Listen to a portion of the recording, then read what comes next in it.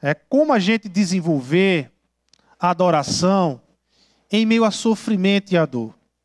Não sei quantos aqui já passaram ou estão passando pelo momento de dor e sofrimento. Mas certamente, se você ainda não passou, vai passar. E aqui não é projeção de mãe Diná para a sua vida. Mas é entender a realidade do mundo que nós vivemos. É compreender a realidade do mundo que nos cerca. É compreender de uma forma mais profunda e mais ampla o que é que o mundo é, ou como o mundo está. Não apenas numa projeção individualista sobre o meu mundo, mas o mundo geral. O mundo como geral. O que é que aconteceu com esse mundo? E como encarar o sofrimento? A peça que nós assistimos na abertura da série, Let's Talk, ela sempre vai falar, sempre falou nas entrelinhas, de forma tão explícita, da grande pergunta: como continuar na dor? Como andar na dor? Como enxergar algo bom, se é que existe algo bom, no sofrimento, na dor, né? Ou de que adianta continuar? Porque no meio do sofrimento e da dor é gerado vários questionamentos e várias perguntas.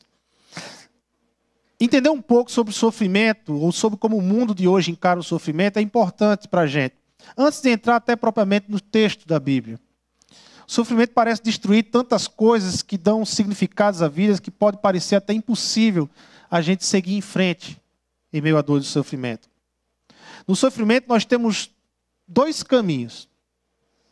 Um dos caminhos é desistir da vida, abandonar tudo o que cremos, enxergar apenas o sofrimento como algo final da minha vida. É como se eu chegasse à estação final. É como se não tivesse mais uma outra estação em que o trem vai continuar andando. Mas às vezes no meio do sofrimento a gente acha que o trem chegou no ponto final. E a gente não vê saídas. E a tendência da dor e do sofrimento é fazer com que a gente abandone tudo. Largue tudo. Se feche em nossos casulos e não consiga enxergar o que está mais além. A outra situação é entender que existe um Deus para nós cristãos. Para as pessoas que não são cristãs vão acreditar numa força, numa iluminação, seja lá o que for. Mas existe algo que está no controle da situação. E para nós cristãos, Deus, que está no controle. Deus, ele não é aquele Deus que ativou o relógio e largou o relógio. E deixou o relógio caminhar. Não. Deus, ele está no controle de toda a situação. Por mais terrível que seja a situação, Deus está no controle dela. E assim existe compreender que no sofrimento e em meio ao sofrimento, entender e enxergar um propósito. Entender e enxergar um propósito. Compreender um propósito do sofrimento. Não é nada mais importante do que aprender a manter uma vida com propósito em meio à adversidade da dor. Nada é mais importante para um ser humano encontrar propósito no meio do sofrimento. Um cirurgião ortopédico chamado Paul Brent, escrevendo um livro junto com Philip Yancey, os dois juntos são amigos, eles escreveram um livro chamado A Dádiva da Dor. Olha só o título do livro, Presente da Dor. E Paul Brent, ele é um dos pioneiros no tratamento de lepra. Grande cirurgião que vai para a Índia no seu primeiro momento de carreira. Em um segundo momento da carreira dele, ele volta para os Estados Unidos. O Paul Brent, quando ele se forma, ele era tido como aquelas joias na medicina. Era um crânio, as notas altíssimas, era uma joia na medicina. Mas, de repente, o coração cristão de Paul Brent, que as pessoas não compreendiam o que é que ele fez, ele vai para a Índia se enfurnar no meio de pessoas leprosas. Caminhar, andar, estar junto do meio de pessoas leprosas. E Deus põe no coração dele trabalhar isso em busca de um tratamento, em busca de algo melhor para a lepra. E ele vai para a Índia nesse primeiro momento. Num segundo momento, ele volta para os Estados Unidos. E o Paul Brent, nesse livro, A Dádiva da Dor, ele diz algo assim interessante na sua experiência do mundo oriental, na Índia, para o mundo ocidental, nos Estados Unidos. Ele diz, nos Estados Unidos conhecia uma sociedade que evita o sofrimento a todo e qualquer custo. Os doentes viviam em um nível de conforto bem maior que qualquer outro paciente que eu tive lá na Índia. No entanto, parecia bem menos preparados para lidarem com o sofrimento e bem mais traumatizados por ele. Essa foi a percepção do Paul Brent. Ele entendia que, apesar de que os doentes da Índia não tinham um acesso a tão elevada medicina, mas ele enxergava que os doentes na Índia passavam pelo sofrimento melhor do que os do mundo ocidental. A resposta mais sucinta a essa realidade é que as outras culturas elas haviam municiado os seus membros, a sua sociedade, com várias respostas para a pergunta mais existencial e essencial da vida. Qual é o propósito da vida humana? Qual é o propósito da minha vida? Qual é o propósito de você viver? Qual é o propósito da sua vida? Em nosso mundo ocidental, nós somos muito produto do racionalismo, que vem lá desde o iluminismo, e do racionalismo, do naturalismo. E entenda que o cristianismo ele não é contra a razão, mas o cristianismo ele se posiciona contra o racionalismo. É quando a razão se torna uma ideologia, é quando a razão se torna a sua forma de vida, ou a sua única forma de enxergar o mundo é através de uma razão empírica. E aí vira um racionalismo, onde nós não conseguimos mais viver além daquilo que os nossos sentidos naturais podem perceber. E é contra isso o cristianismo se opõe. É contra isso que o cristianismo diz, não, existe algo além do perceptível. Existe algo além do natural. Existe um Criador para que todo o natural exista. No mundo natural, o sofrimento é uma questão aleatória, de sorte ou azar, nada além de uma cruel indiferença. Um escritor, poeta inglês, do século XIX, daquele período do classicismo, fatalista, provavelmente, ele escreve assim, o Hosman, né, o Alfred Hosman, pois a natureza, a desapiedada e tola natureza, nunca se importará nem saberá. O DNA não sabe nem se importa, o DNA simplesmente é, e nós dançamos conforme a música. Nessa poesia, o Alfred está dizendo que não existe essa coisa de ação sobrenatural, ou de destino, ou de karma, ou seja, o que é que você acredita, e tudo depende do DNA e ponto final. É bem típico da época onde recebe toda a pressão do naturalismo do Darwin. O Richard Dawkins, um outro, agora esse ateu, em seu livro Deus é um Delírio, na página 360, ele diz algo assim interessante.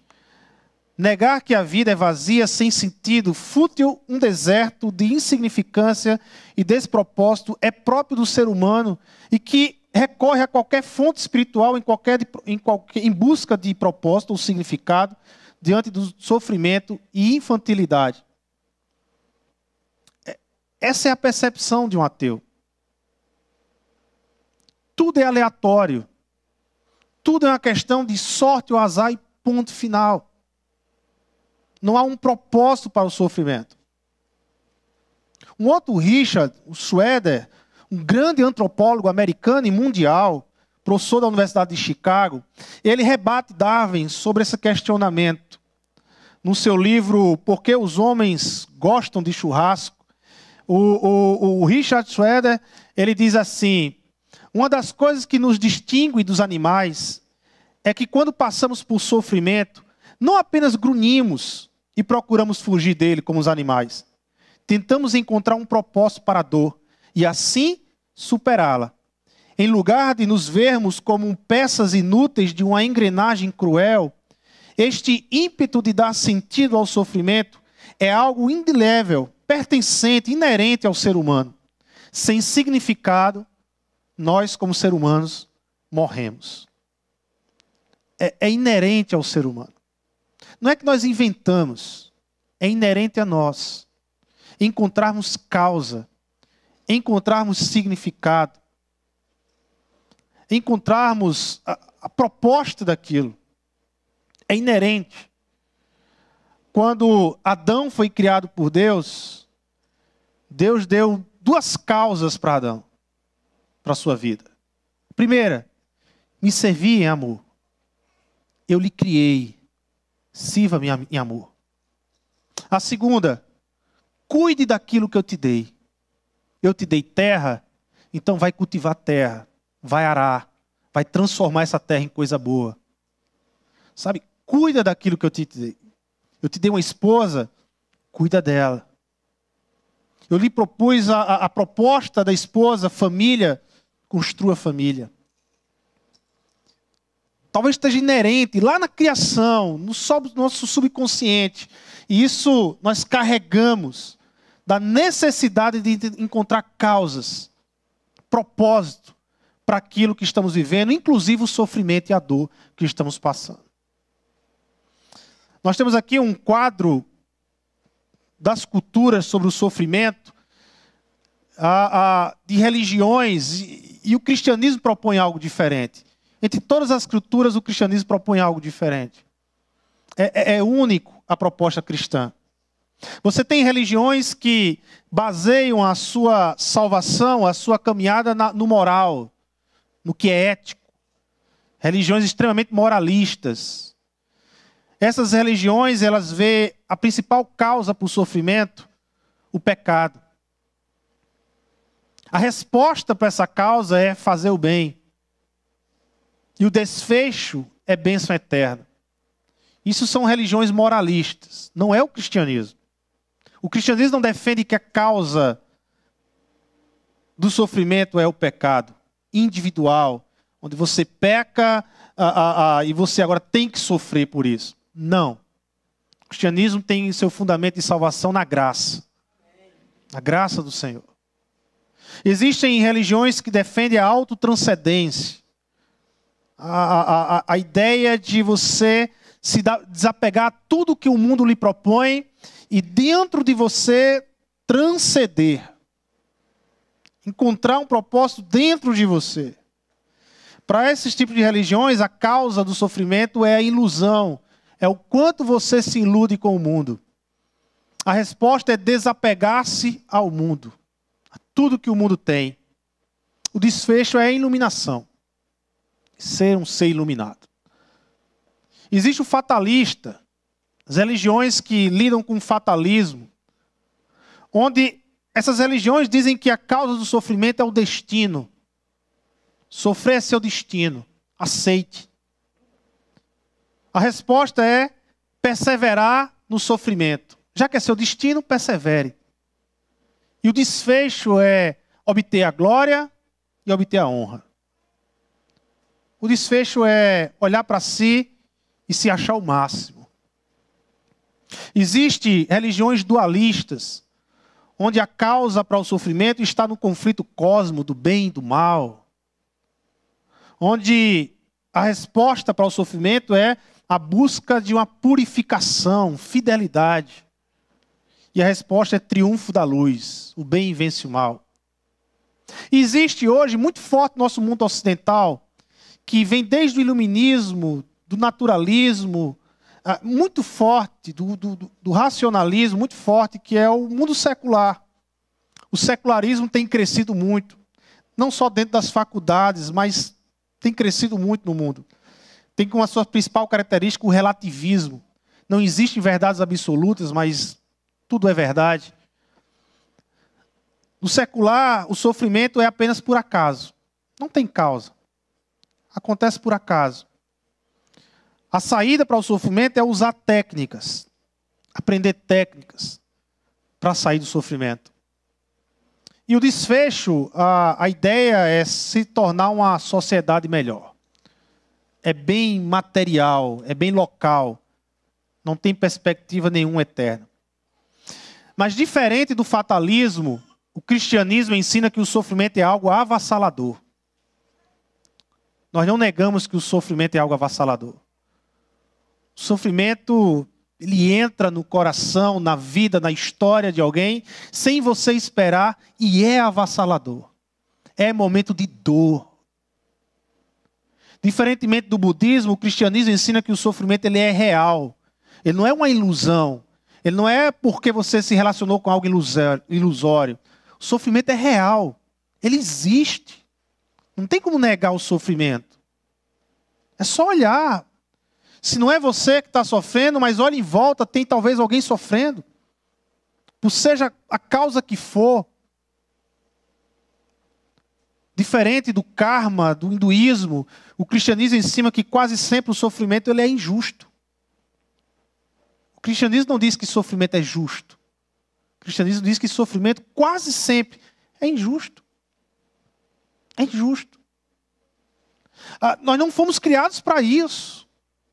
Nós não fomos programados para isso. A proposta de criação não era essa.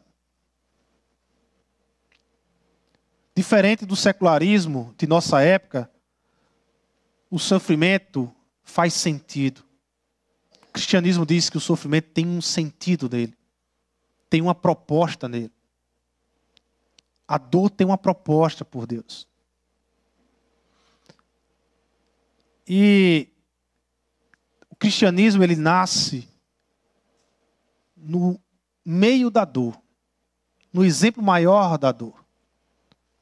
Quando o nosso Deus ele decide ser humano e descer à terra e pagar o preço de ser humano, ele também decidiu salvar a terra por meio da dor. A cruz do Calvário é a dor de Deus. É a dor de Cristo que ele carregou. Não só a dele, a de todos nós. A de todos nós. O cristianismo é a única religião que nasce em meio à dor e sofrimento.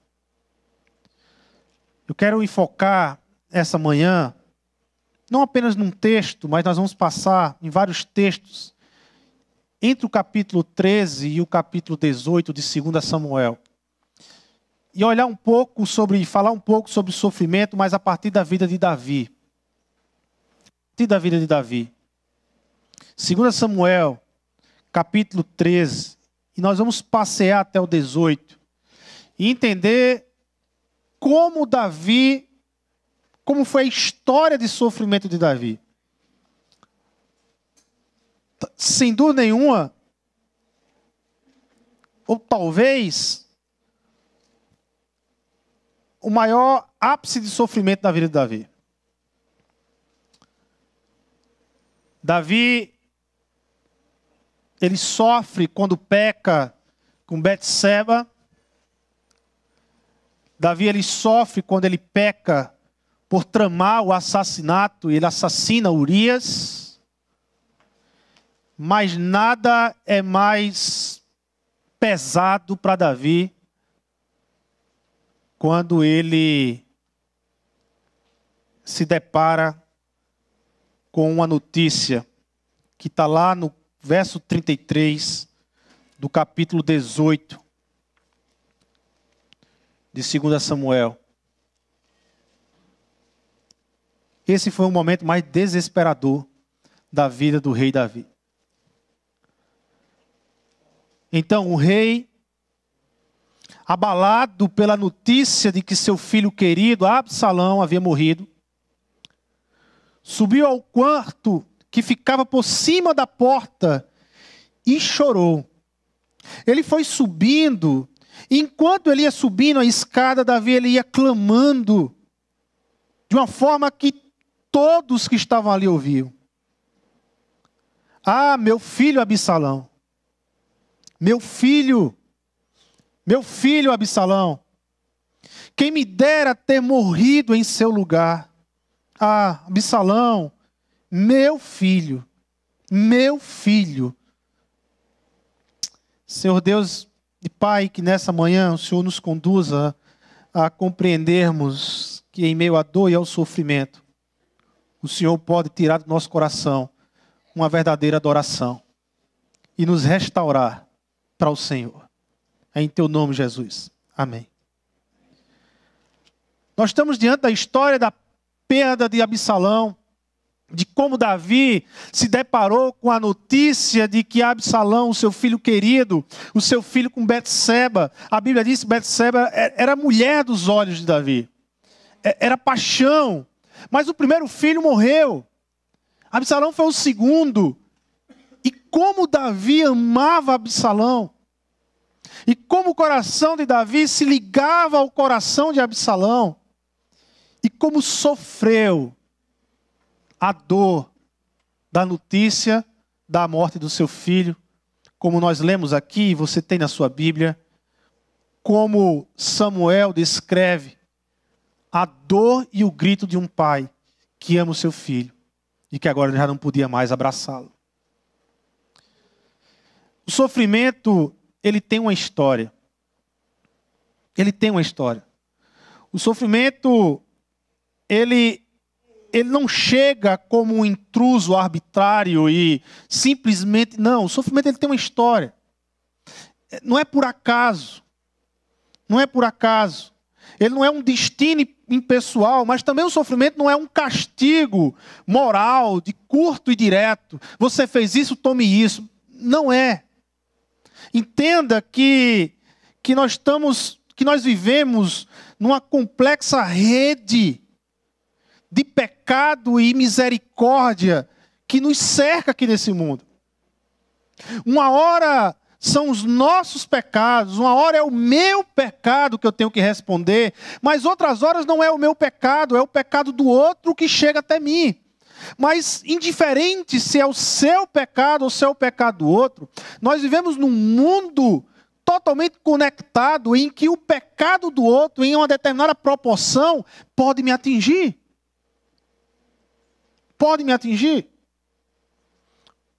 Por exemplo, quando o ser humano peca e agride a natureza, por mais que eu não agride a natureza, uma hora esse pecado pode chegar até mim.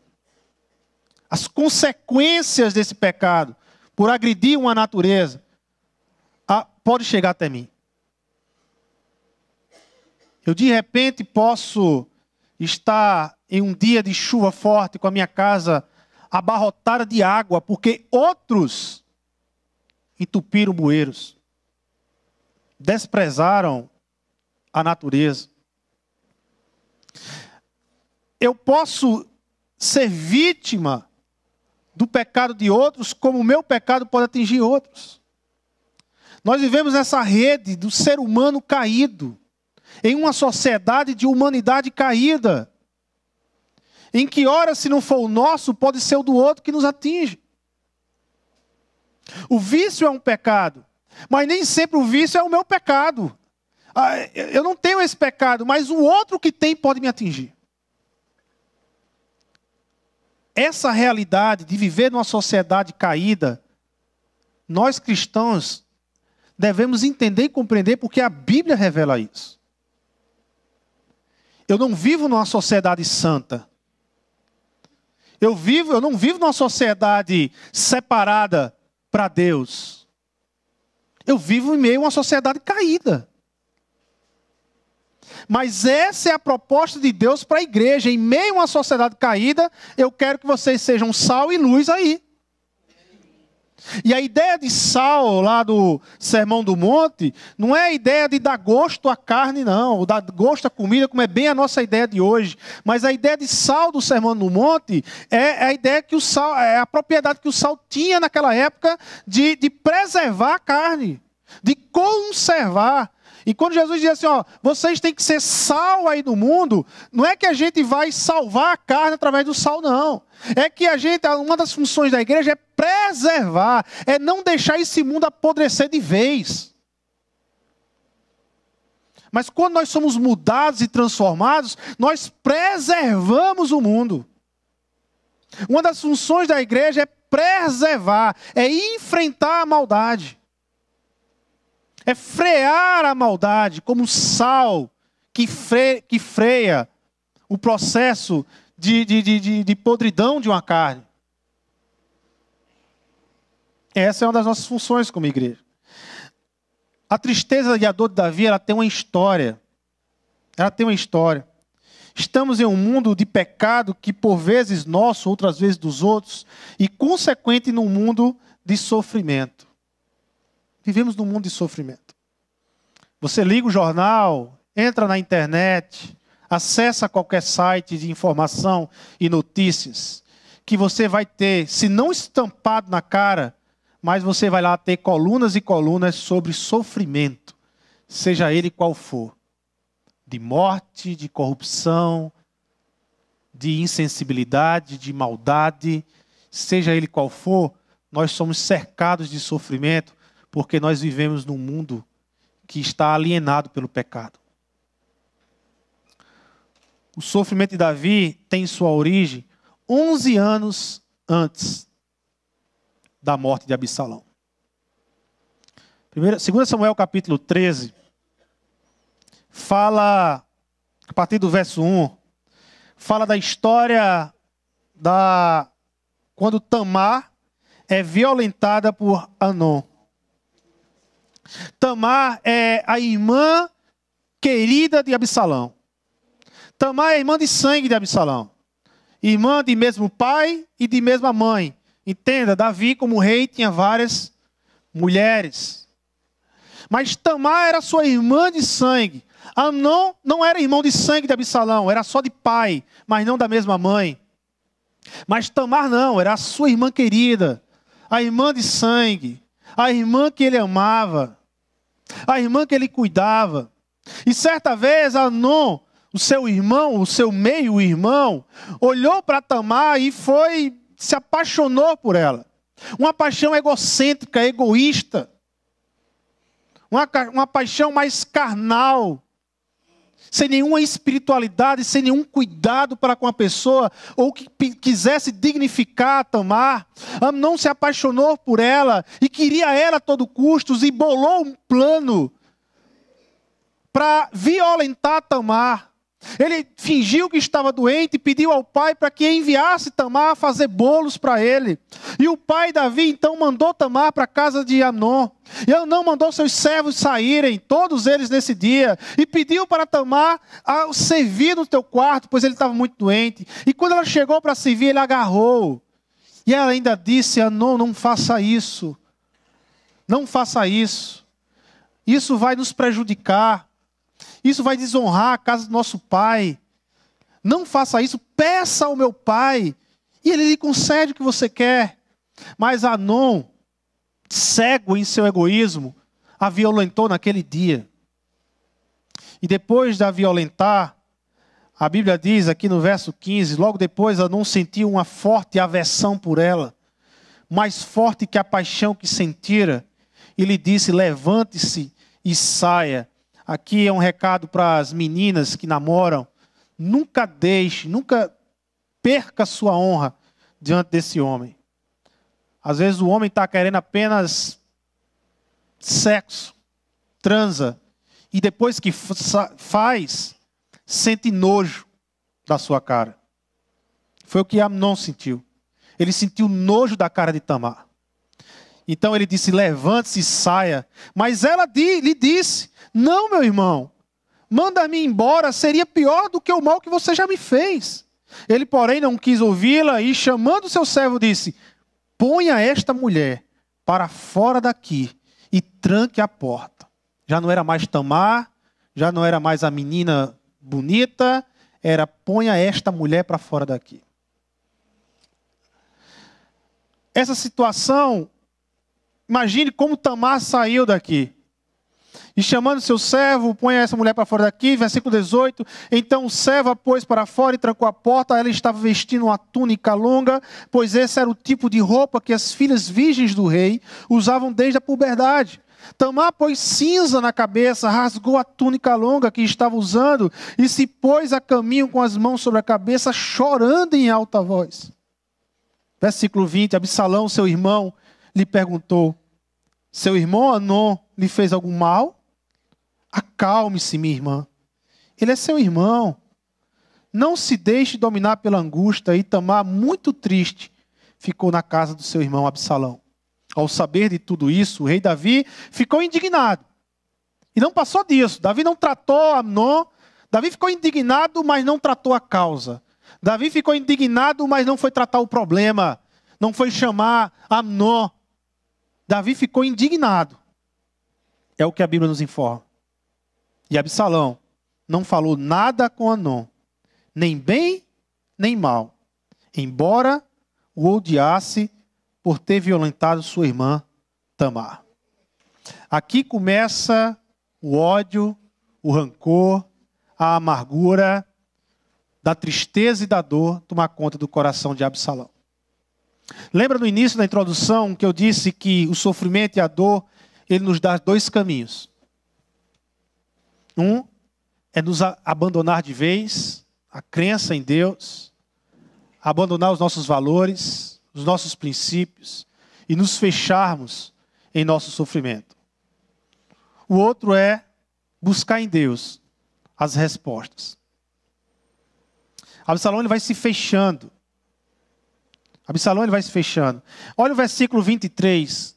2 anos depois. 2 anos depois que causou isso, 2 anos depois do sofrimento, a Bíblia diz que Absalão então tramou o plano para matar Amnon. Você imagina que é 2 anos você corroendo o seu coração de dor, de raiva e de desejo de vingança? Você sabe que é 2 anos você esperar o seu pai reagir de alguma forma mais ríspida, mas o seu pai simplesmente não, só ficou indignado e pronto. 2 anos do coração sendo corroído, tramando, sofrendo, vivendo em meio à dor, sem sair na dor. E a Bíblia nos informa esse tempo para justamente eu e você como leitores ficar atentos a isso. É 2 anos que Absalão guarda rancor com relação a Amnon e vai tramando a morte de Amnon. Absalão então dá uma grande festa. E é interessante que a Bíblia diz que Absalão convida o seu pai. Davi diz que não vai, porque se ele fosse toda a casa do rei, imagine a quantidade de pessoas que viviam em prol do reino ali no palácio, e se ele fosse, levasse toda a casa dele, seria um peso financeiro para Absalão. Absalão insiste, mas Davi diz, não vou. Absalão queria que seu pai visse essa cena. Absalão tinha em mente de fazer a morte de Amnon uma tragédia, mas algo como resposta ao pai dele. Aquilo que você não fez, eu estou fazendo agora. Então Absalão pede então ao pai, permita então que Amnon venha comigo. Davi ainda insiste em dizer, por que você quer que Amnon venha? E Absalão insiste, eu queria que ele viesse. Davi, então vá, leve o seu irmão e todos os outros filhos. E Absalão dá uma grande festa, e Absalão combina com os seus soldados lá da sua casa, de que quando Amnon tivesse embriagado, pudesse matar ele. Não tenham medo, eu vou assumir tudo isso aí. E assim acontece. Absalão mata Amnon quando ele está embriagado, os filhos fogem em suas mulas de volta ao palácio para Davi. Davi fica sabendo da história e chora profundamente a morte de Amnon. E Absalão, mesmo sendo filho do afeto do pai, Absalão sabia que cometeu um assassinato. E assassinato em Israel tinha que ter resposta. Então Absalão ele foge para uma cidade na Síria, e lá Absalão ele passa 3 anos exilado na Síria. 3 anos exilado na Síria. 2 Samuel, capítulo 14, vai contar a volta de Absalão. O retorno de Absalão. Joabe, ele havia percebido, e Joabe era uma espécie de general, de comandante do exército de Davi, e Joabe havia percebido a tristeza de Davi por relação a Absalão, a distância de Absalão. É interessante que no capítulo 13, verso 38, a Bíblia nos informa que a ira, que Absalão foge. Depois Absalão fugiu para Gesur e lá permaneceu 3 anos. A ira do rei contra Absalão cessou, pois ele se sentia consolado da morte de Amnon. Ou seja, depois de 3 anos, Davi se sentiu consolado. 3 anos se passaram para Davi se consolar. Mas agora ele se sentia consolado. E Joabe, percebendo a angústia do rei pela distância de Absalão, Joabe, então, ele trama a volta de Absalão. E dá certo. Apesar de que Davi percebe, Davi diz assim, Joabe, foi você que tramou tudo isso. É Absalão que você quer de volta? E Joabe fez, porque Joabe sabia que era o desejo do rei. E aí, Davi, ele libera e diz, traz Absalão de volta. Diga a ele que pode voltar. Agora com uma condição. Absalão, eu não vou me encontrar com ele. Ele volta, ele fica numa casa, ele vai ter lá o sustento na casa, mas ele não tem mais o direito de estar na presença do rei. Você sabe o que é você querer encontrar um pai no lugar de um rei e a única coisa que você enxerga é o rei? Você sabe o que é um filho 3 anos distante do pai, pensando 1001 coisas, arrependido pelo que fez, mas querendo encontrar uma palavra de perdão do pai, um beijo, um abraço, algo que dissesse que meu pai me aceitou de volta. E você receber a notícia de Joabe dizendo, o teu pai deixou você voltar para Jerusalém, mas é tu na tua casa e ele na dele. Ele não quer te ver mais. Você sabe a dor que Absalão está voltando agora, de rejeição de pai, de passar por rejeição? É interessante porque o pecado, ele se alimenta de pecado. É impressionante isso. Absalão respondeu o pecado de Amnon pecando. Davi respondeu o pecado de Absalão pecando, rejeitando o filho. E Absalão vai responder o pecado de Davi pecando. Como o pecado se alimenta de pecado? Como o pecado se alimenta de pecado? Eu fico imaginando se Absalão, se Davi, ele pudesse trazer, ou ele pudesse antecipar 1000 anos depois que foi a vida de Jesus Cristo, e Davi, ele pudesse antecipar a história do pai que ama o filho pródigo. Eu fico imaginando como que essa história terminaria diferente se Davi, ele simplesmente, em vez de ser rei, ele decidisse ser o pai do filho pródigo. Que simplesmente, se ele, em vez de castigar, ele decidisse abraçar o filho, beijar o filho e dizer, filho, eu já te perdoei. Como seria diferente essa história? Mas aqui nos mostra algo e nos informa algo interessante sobre Davi. Davi está seco. A fonte de graça e de misericórdia de Davi secou. O sofrimento, a desestrutura da família fez Davi secar. Aquele que deveria ser justamente aquele que não poderia ter esquecido sobre misericórdia. Porque se tem alguém nas Escrituras que teve um exemplo de misericórdia, que recebeu misericórdia, que aprendeu o que é misericórdia, é Davi. Davi caiu em adultério com Betseba. Davi matou Urias, o esposo de Betseba. Davi merecia apedrejamento pela lei de Israel.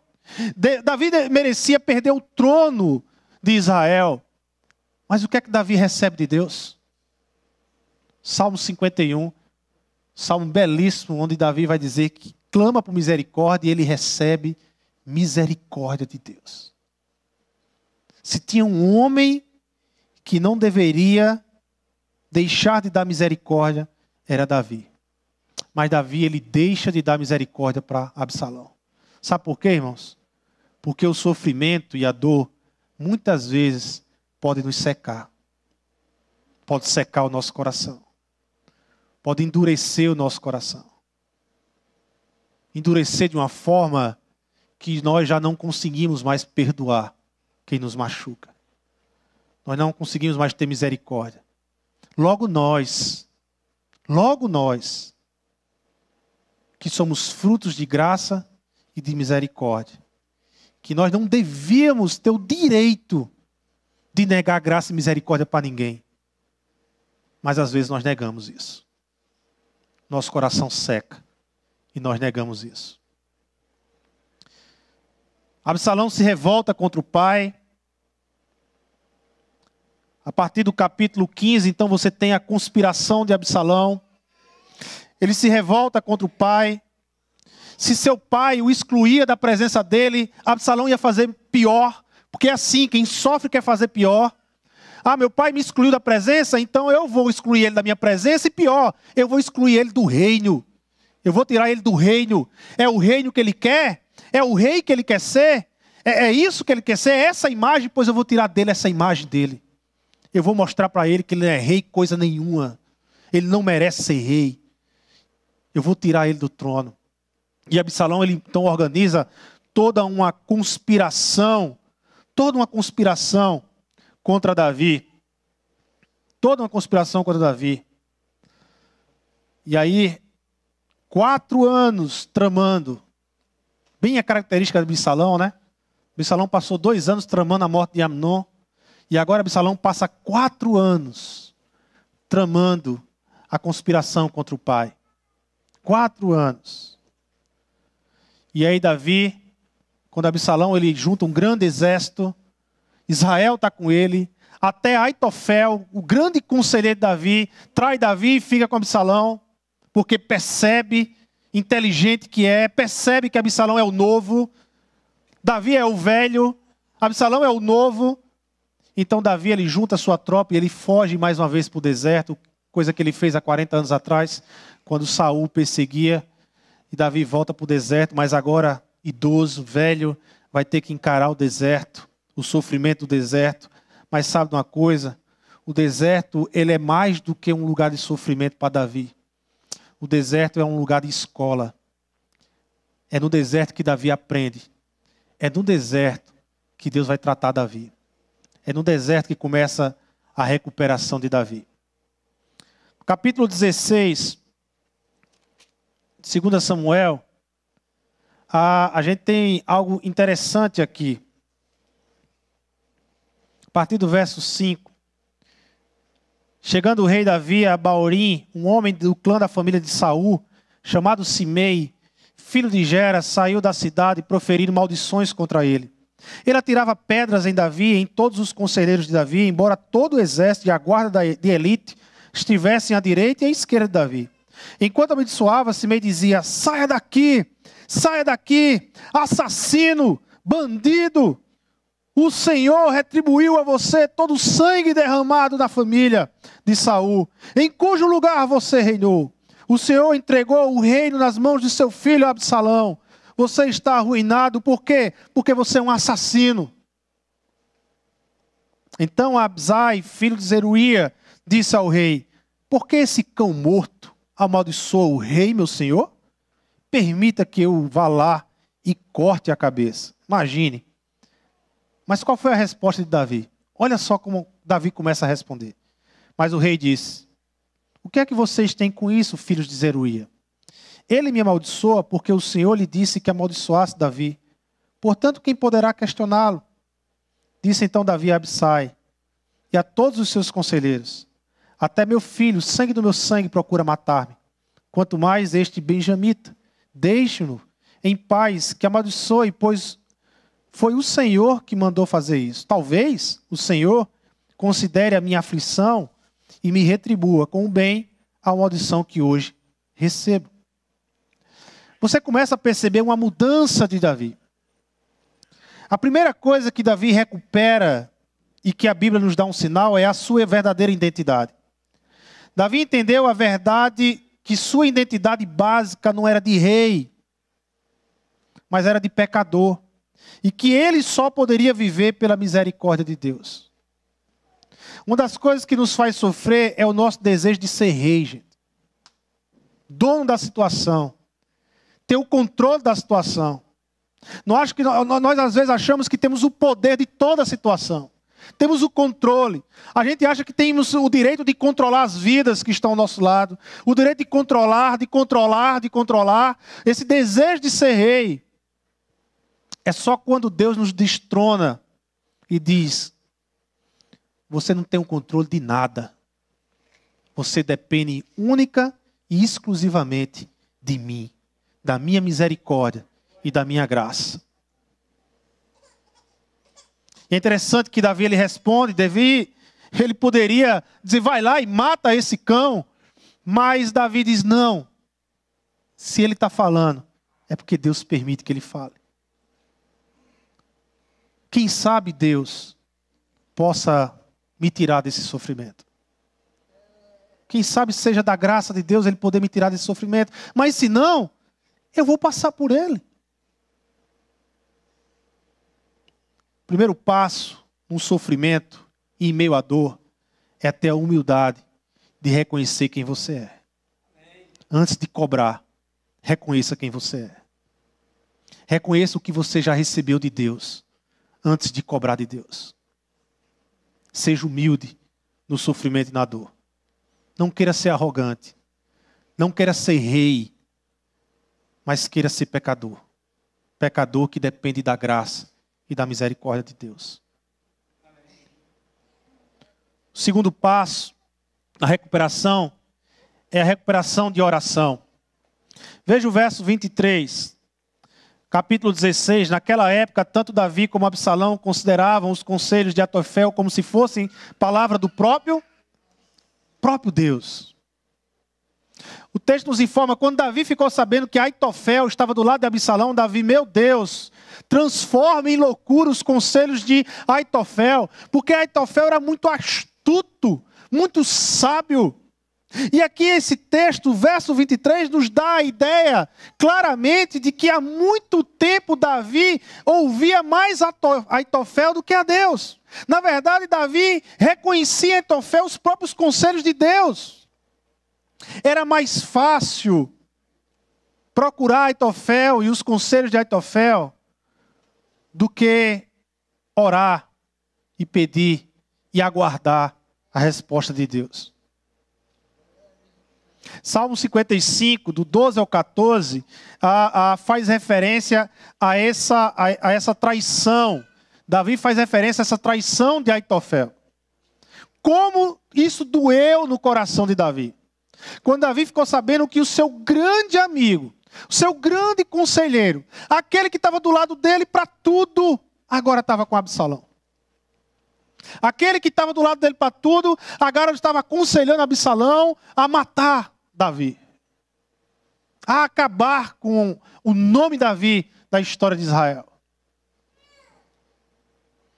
Davi, então, ele recupera quando ele se distancia do reino, quando ele vai para o deserto, quando ele se distancia de Aitofel, e ele não tem mais os conselhos de Aitofel. Davi agora só tem uma pessoa a recorrer. Deus. Deus. Em meio ao sofrimento e à dor, irmãos, nós recebemos muitos conselhos maravilhosos. Mas descanse e ore ao Senhor. Ore a Deus. Busque ao Senhor. Não pare de buscá-lo ao Senhor. Tenha paciência nas respostas de Deus. Não queiram controlar Deus. A oração não serve para isso. A oração serve, na verdade, para mudar você e não mudar Deus. O nosso Deus é um Deus imutável. Mas nós mudamos quando nos relacionamos com Deus. Nós mudamos como oramos. Nós mudamos quando nós colocamos toda a nossa perspectiva de dor, de sofrimento, mas diante de Deus. Diante do Senhor. Aguardando as respostas que vêm de Deus, os direcionamentos que vêm de Deus. Voltar a aprender a ouvir Deus e a gostar de falar com Deus. Foi o caminho e a segunda porta de recuperação de Davi.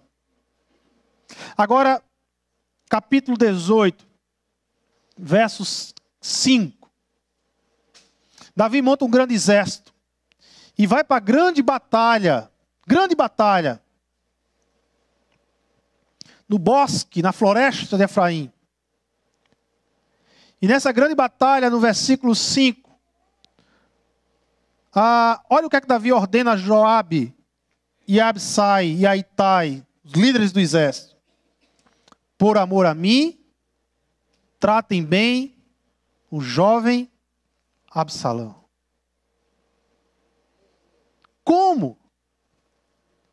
O filho que traiu, o filho que humilhou, o filho que tramou, o filho que perseguiu para matá-lo, o filho que colocou Davi no sofrimento do deserto, expulsou Davi do reino, humilhou Davi em Israel. Mas agora Davi, quando o exército dele se levanta para a batalha, Davi diz: tratem bem o jovem Absalão. A Bíblia aqui ela está nos dizendo o seguinte: Davi está recuperado. Davi recuperou aquilo que é essencial para aqueles que andam com Deus. Davi agora tem humildade. Davi agora tem oração. E a humildade e a oração produz no coração de Davi compaixão. Compaixão. Compaixão. Nesse dia, aconteceu uma das coisas mais magníficas na vida de Davi. Davi, ele voltou a amar Absalão. O filho que ele tanto amava, agora ele voltou a amar. Ele voltou a desejar Absalão. Ele voltou a amar Absalão. A história final a gente já conhece. Absalão ele morre na guerra. E como nós começamos o texto, Davi ele planteia a morte do filho. Morte essa que se tivesse acontecido antes, ainda quando era o rei, que não queria falar com Absalão, talvez Davi nem sofresse muito. Mas agora é um Davi humano. Não é mais um Davi querendo ser Deus. Não é mais um Davi achando que ser rei é ser Deus. Agora a gente está diante de um Davi humano, que reconhece seus limites, que reconhece sua fraqueza, e que reconhece que pode sim passar por sofrimento e pela dor. E no sofrimento e pela dor, Davi lamenta a morte de Absalão. É como ele diz no lamento: quem me dera ter morrido em seu lugar. Eu queria trocar de lugar com você, Absalão. E em vez de você, fosse eu que partisse a viver essa dor. O sofrimento, ele variavelmente, ele nos põe como seres humanos aonde devemos estar. Não como deuses. Nós somos humanos e sofremos.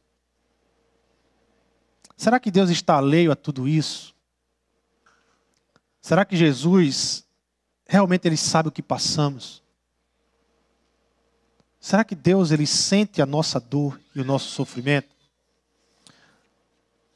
O autor de Hebreus ele fala algo sobre Jesus fantástico. Ele diz no capítulo 4, verso 15: pois nós não temos um sumo sacerdote que não possa compadecer-se das nossas fraquezas, mas sim alguém que, como nós, passou por todo tipo de tentação, porém sem pecado.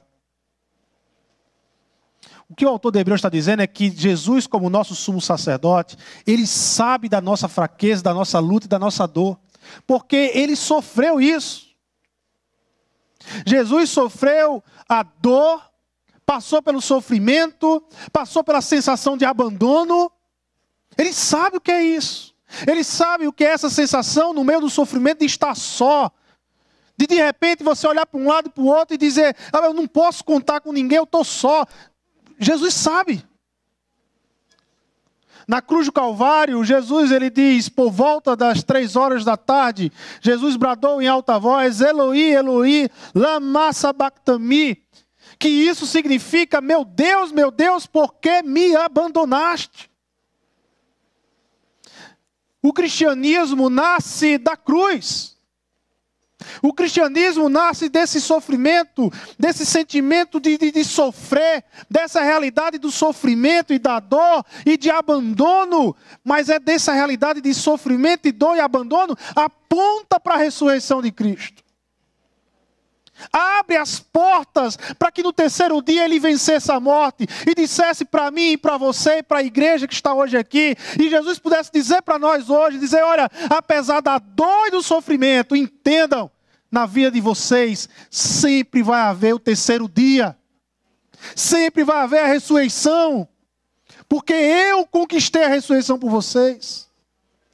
Como cantamos aqui, sempre vai haver um amanhã.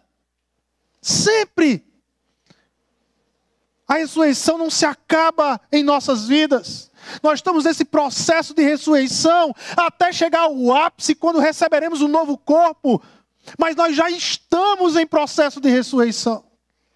Mudando o nosso interior, mudando a nossa mente, mudando a nossa forma de encarar o sofrimento e a dor, não mais sós, mas agora com Deus, com gente, com pessoas, entendendo que vamos passar por 2 sofrimentos, mas não mais sós. Deus venceu ao terceiro dia. E Deus ele dá então uma proposta e uma causa para o sofrimento. Vamos ter que passar por isso, irmãos. Se não passamos hoje, mais uma hora ou outra, a porta bate. E é o sofrimento que chega. E é a dor que chega. Alguns dor de luto. Outros dor de doença. Sempre isso vai acontecer. Porque nós não vivemos num mundo perfeito. Nós não vivemos num mundo restaurado. O sofrimento faz parte da nossa realidade. Não tem como se isolar e não viver sofrimento. Não tem como. Mas olhar para Cristo Jesus e perceber que Ele passou também pelo sofrimento. Saber que o Deus que nós adoramos é um Deus que sabe profundamente o que é sofrer e o que é se sentir só. Ele sabe o que é isso. E saber que Ele venceu tudo isso. E hoje poder dizer, na vida de vocês, há sempre o terceiro dia. Sempre o terceiro dia. Que possamos essa manhã sair encorajados. Aqueles que estão passando por dores e sofrimento, encorajados a olhar para Cristo. A recuperar, a entender que precisa ser humilde na dor, a recuperar a sua vida de oração e de compaixão. E entender que Jesus já respondeu toda dor e sofrimento. Já tem resposta na cruz do Calvário. Amém. Já foi respondida na cruz do Calvário. Vamos orar? Senhor Deus e Pai, nós queremos aqui, Senhor, te agradecer porque nós não falamos com um Deus insensível. Nós não falamos com um Deus impessoal, que não entende a nossa dor, que não entende as nossas dúvidas, que não entende os nossos medos. Não. Mas nós falamos a um Deus que sabe o que é ter medo, que sabe o que é dor, que sabe o que é sofrer, que sabe o que é se sentir rejeitado, pois a tua palavra diz que o Senhor veio para os seus e os seus não quiseram. que sabe, Pai amado, o que é se sentir abandonado, porque na cruz, quando o Senhor estava recebendo todos os nossos pecados, o Senhor se sentiu abandonado pelo próprio Pai, que te ama tanto. O nosso Senhor Jesus, nós adoramos e nós oramos ao Senhor, que entende tudo isso, mas que fez mais por nós. O Senhor não só compreende, o Senhor não só passou pela dor e pelo sofrimento, mas o Senhor nos deu uma causa, o Senhor nos deu uma proposta de olharmos para além do sofrimento e de enxergarmos em nossas vidas o nosso terceiro dia, a ressurreição e a vida que tem acontecido diariamente em nossas vidas. Muito obrigado, Senhor. Muito obrigado, porque em Ti tudo faz sentido. Tudo faz sentido, até mesmo o sofrimento e a dor. Obrigado, Pai. Obrigado. Cuida de nós durante toda essa manhã e todo dia.